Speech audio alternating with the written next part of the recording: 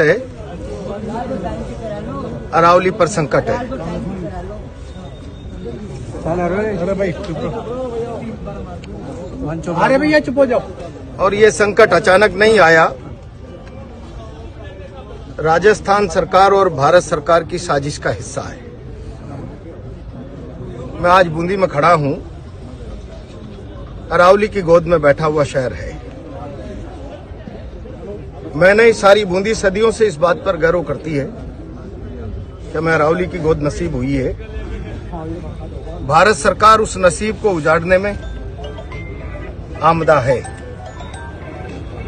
मैं प्रधानमंत्री जी से इतना कहना चाहता हूं, आप सनातन की बात करते हो, जरा इस मुल्क को समझाइए, सनातन का अर्थ केवल नारों में है या वोटों में है? आदि अनादि नित्य नूतन सत्य सनातन। अगर मैं अरावली की बात करूंगा, मानव सभ्यता के विकास के पहले जब सनातन शब्द नहीं आया, उससे पहले की सनातन पहाड़ी। आखिर आप करना क्या चाहते हैं? आप धर्म का व्यापार करते हैं। रामायण जी में साफ लिखा हुआ है, संत विपट सरिता गिरिधरनी इन सब की है परित करनी। इस मुल्क में संतों को पूजा जाता है, विपट पेड़ को पूजा जाता है, सरिता नदी को पूजा जाता है, गिरी पहाड़ और धरती को पूजा जाता है कि ये मानव सभ्यता को पालन करते हैं, सर्जित करते हैं।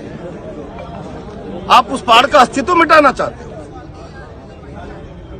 आप तो महामानव में, पुराणों का आपको ज्ञान होना चाहिए। भारतीय जनता पार्टी तो आध्यात्म का, धर्म का व्यापार करती है। पुराणों में उल्लेख था, पहाड़ों के पंख हुआ करते हैं। जीवंत पहाड़ों की कल्पना पुराणों में की गई। राजा इंद्र ने पंख काटकर इनको स्थायी कर दिया।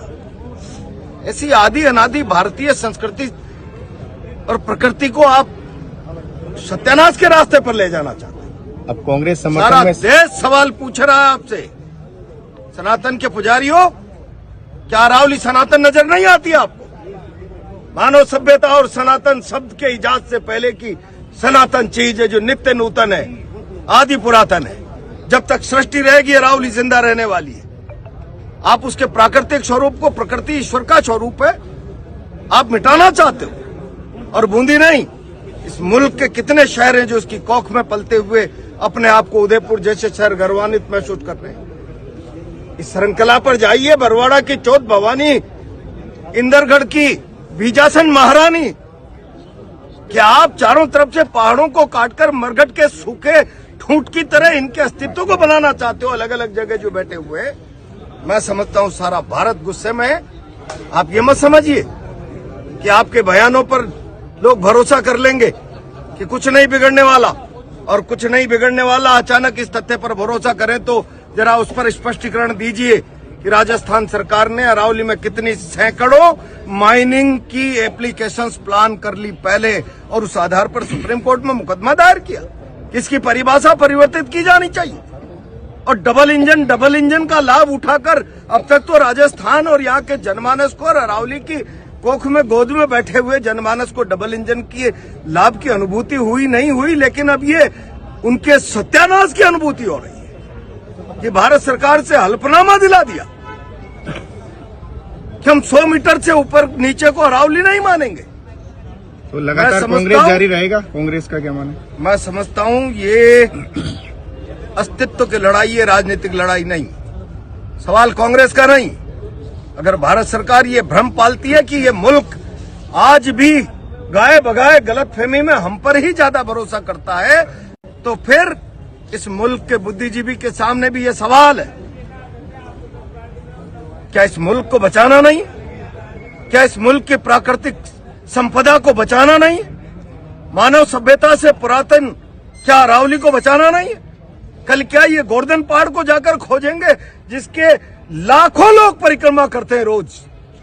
क्या उस राधा की गोकुल के उस पहाड़ी को जाकर ये खोदेंगे? इसका पुरातन इतिहास है। हल्दी घाटी में कोई बीच में जाता है तो उस माटी को माथे पर लगाकर पूरा हिंदुस्तान गर्व से भर जाता है। क्या करना चाहते हो आप? सत्यानाश करना चाहते हो इस मुल्क का। और इसलिए मैं कहता हूं, देश के सामने शर्म महसूस करिए, माफी मांगिए, और हल्फनामे को विड्रॉ करके सुप्रीम कोर्ट से अपना फैसला बदलने का पुनर्विचार करने का आग्रह भारत सरकार और राजस्थान सरकार करे, इतना ही कहना चाहता हूं।